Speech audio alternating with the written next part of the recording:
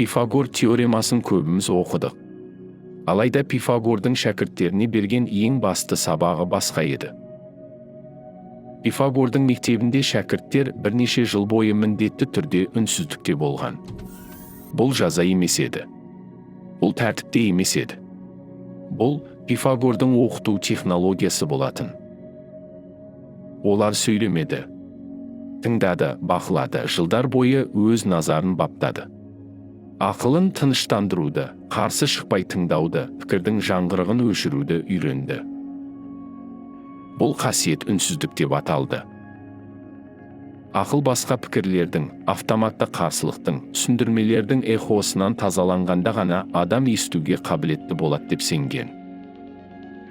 Олар тек осы тыныштықта ғана әлемнің музыкасын естуге болады деп санаған. Көзге көрінбейтін ырғақтарды, ішкі үйлесімді. Қазіргі ғылым бұл принципті растайды.